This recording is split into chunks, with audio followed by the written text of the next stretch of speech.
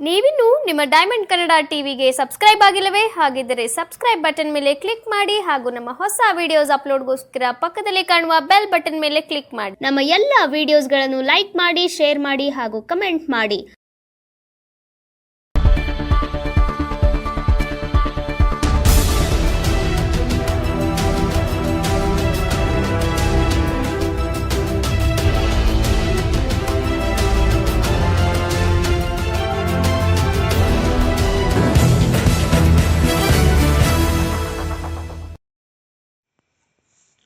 ಮದ್ದೂರು ಪಟ್ಟಣದ ಶ್ರೀ ಕಾಶಿ ವಿಶ್ವನಾಥ ದೇವಸ್ಥಾನದಲ್ಲಿ ಧಾರ್ಮಿಕ ಕಾರ್ಯ ಲೋಕ ಕಲ್ಯಾಣಕ್ಕಾಗಿ ಮಹಾರುದ್ರಾಭಿಷೇಕ. ಹೌದು ಪ್ರಿಯ ವೀಕ್ಷಕರೇ, ಮದ್ದೂರು ತಾಲೂಕಿನಲ್ಲಿ ಪ್ರಪ್ರಥಮ ಬಾರಿಗೆ ಭಾರತೀಯ ಸೈನಿಕರ ಶ್ರೇಯೋಭಿವೃದ್ಧಿಗಾಗಿ, ದೇಶದ ಹಿತಕ್ಕಾಗಿ ಹಾಗೂ ಲೋಕ ಕಲ್ಯಾಣಕ್ಕಾಗಿ 100 ಜನ ವೇದ ವಿದ್ವಾಂಸರಿಂದ ಪಟ್ಟಣದ ಪುರಾಣ ಪ್ರಸಿದ್ಧ ಶ್ರೀ ಕಾಶಿ ವಿಶ್ವನಾಥ ಸ್ವಾಮಿ ದೇವಸ್ಥಾನದಲ್ಲಿ ಭಾನುವಾರ ರುದ್ರಗಾನ ಪಾರಾಯಣ ಹಾಗೂ ಕಾಶಿ ವಿಶ್ವನಾಥನಿಗೆ ಮಹಾರುದ್ರಾಭಿಷೇಕ ಸಡಗರ ಸಂಭ್ರಮದಿಂದ ಅದ್ಧೂರಿಯಾಗಿ ನೆರವೇರಿತು. 100 ವೇದ ವಿದ್ವಾಂಸರಿಂದ ಮಂತ್ರಪಠಣ ಕಾರ್ಯಕ್ರಮ ಅಂಗವಾಗಿ ಬೆಳಿಗ್ಗೆ 9 ಗಂಟೆಯಿಂದ ದೇಗುಲದಲ್ಲಿ ಗಾನರುದ್ರ ಪಾರಾಯಣ, ಮಹಾರುದ್ರಾಭಿಷೇಕ, ಹಾಲಿನ ಅಭಿಷೇಕ, ಮಹಾಮಂಗಳಾರತಿ ಸೇರಿದಂತೆ ವಿವಿಧ ಧಾರ್ಮಿಕ ಕಾರ್ಯಕ್ರಮಗಳನ್ನು ಹಮ್ಮಿಕೊಳ್ಳಲಾಗಿತ್ತು. ಮಧ್ಯಾಹ್ನ ಭಕ್ತಾದಿಗಳಿಗೆ ಅನ್ನಸಂತರ್ಪಣೆ ನೆರವೇರಿಸಲಾಯಿತು. ಇನ್ನು ಈ ಕಾರ್ಯಕ್ರಮದಲ್ಲಿ ಮಾಜಿ ಸಚಿವರಾದ ಡಿ.ಸಿ. ತಮ್ಮಣ್ಣನವರು ಮಾತನಾಡಿ, ದೇವರನ್ನು ಪೂಜಿಸುವುದರಿಂದ ಜೀವನದಲ್ಲಿ ಸುಖ, ಶಾಂತಿ ಹಾಗೂ ನೆಮ್ಮದಿ ಎಲ್ಲವನ್ನೂ ನೆಲೆಸುತ್ತದೆ.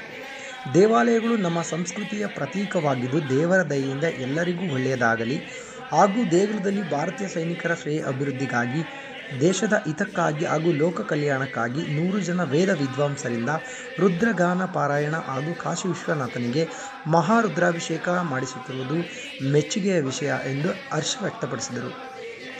ಇನ್ನು ಪುರೋಹಿತರಾದ ಡಾಕ್ಟರ್ ಎಂ.ಎಸ್. ರಾಘವೇಂದ್ರ ರಾವ್ರವರು ಮಾತನಾಡಿ, ತಾಲೂಕಿನಲ್ಲಿ ಇದೇ ಮೊದಲ ಬಾರಿಗೆ ಲೋಕ ಕಲ್ಯಾಣಕ್ಕಾಗಿ 100 ಜನ ವಿದ್ವಾಂಸರಿಂದ ರುದ್ರಗಾನ ಪಾರಾಯಣ ಮಾಡಿಸುವ ಮೂಲಕ ಇತಿಹಾಸ ನಿರ್ಮಾಣವಾಗಿದೆ.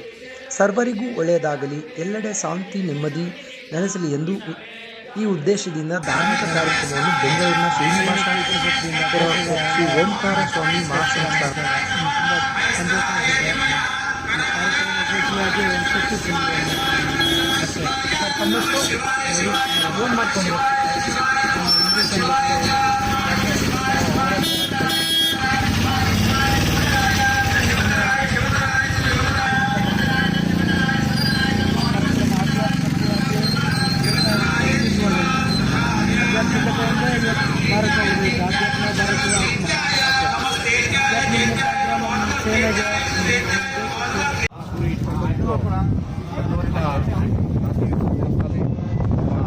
ಶ್ರೀ ಶಂಕರ ಸಭಾ ವತಿಯಿಂದ 121 ಜನ ವೇದ ವಿದ್ವಾಂಸರಿಂದ ಒಂದು ಗಣಗೋಟಿ ಪಾರಾಯಣ ಹಮ್ಮಿಕೊಳ್ಳಲಾಗಿತ್ತು.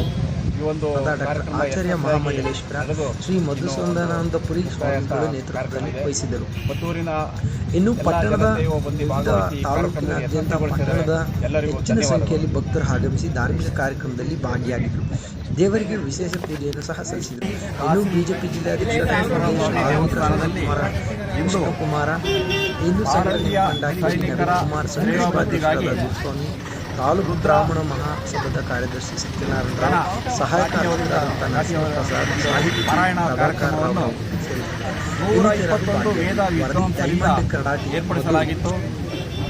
ಇಂದು ಆ ಒಂದು ಮದ್ದೂರಿನ ಜನತೆ ಈ ಕಾರ್ಯಕ್ರಮದಲ್ಲಿ ಭಾಗವಹಿಸಿ ಒಂದು ಯಶಸ್ವಿಗೊಳಿಸಿದ್ದಾರೆ.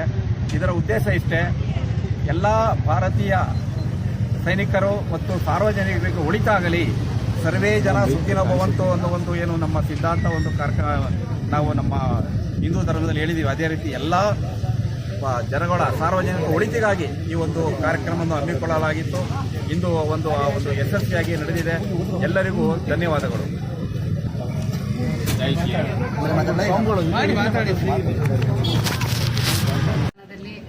ಸೈನಿಕರ ಶ್ರೇಯೋಭಿವೃದ್ಧಿಗೋಸ್ಕರ ಇವತ್ತು ಏನು 101 ಜನಗಳಿಂದ ಪಾರಾಯಣ ನಡೀತದೆ. ಇವತ್ತು ನಿಜವಾಗ್ಲೂ ಅದು ಒಂದು ಅದ್ಭುತವಾದಂಥ ವಿಚಾರ. ಯಾಕೆಂದರೆ ಇವತ್ತು ಎಲ್ಲರೂ ತಮ್ಮ ಸ್ವಾರ್ಥ ನೋಡ್ಕೊತಾರೆ. ನಮ್ಗೆ ಒಳ್ಳೇದಾಗಲಿ ಅಂತ ಹೇಳ್ತಾರೆ. ಫಸ್ಟ್ ಕೇಳೋದೇ ನಮಗೆ ಒಳ್ಳೇದಾಗಲಿ ಅಂತ, ಬೇರೆಯವ್ರಿಗೆ ಒಳ್ಳೇದಾಗಲಿ ಅಂತ ಕೇಳೋದು ತುಂಬ ಇವತ್ತು ರೇರ್ ಆಗಿದೆ.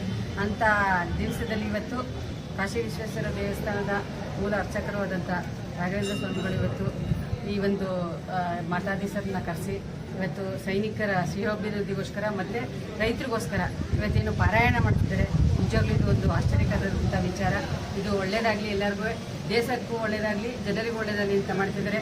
ಅವ್ರಿಗೆ ದೇವರು ಇನ್ನೂ ಆಯುಷು, ಆರೋಗ್ಯ, ಅಧಿಕಾರ ಎಲ್ಲರೂ ಕೊಟ್ಟು ಕಾಪಾಡಲಿ. ಈ ಕಾರ್ಯಕ್ರಮ ಯಶಸ್ವಿಯಾಗಿ ನಡೆಯಲಿ ಅಂತ ಆಶಿಸ್ತೀನಿ. ಧನ್ಯವಾದ. ದೇವಸ್ಥಾನದಲ್ಲಿ ಸುಮತಿ ಸತ್ಯನಾರಾಯಣ ಅವರ ಪುತ್ರನಾದ ರಾಘವೇಂದ್ರ ಗುರುಗಳು ಈ ದೇಶ ಕಲ್ಯಾಣಕ್ಕಾಗಿ ಹಾಗೂ ಸೈನಿಕರ ಆರೋಗ್ಯ ಶ್ರೇಯಸ್ಸಿಗೋಸ್ಕರ ಈ ರುದ್ರ ಪಾರಾಯಣವನ್ನು ಇಟ್ಕೊಂಡಿದ್ದಾರೆ. ಕಾರ್ಯಕ್ರಮವನ್ನು ಆಯೋಜಿಸಿದ್ದಾರೆ.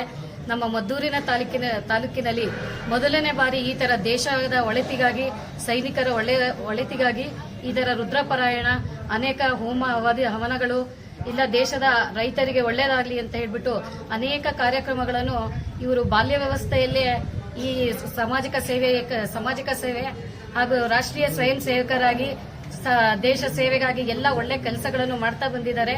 ಇವರಿಗೆ ಈ 24ನೇ ವಯಸ್ಸಿನಲ್ಲಿ ಏಷ್ಯಾ ಇಂಟರ್ನ್ಯಾಷನಲ್ ಅಂತ ಒಂದು ಡಾಕ್ಟರೇಟ್ ಪದವಿಯನ್ನು ಕೊಟ್ಟಿದ್ದಾರೆ.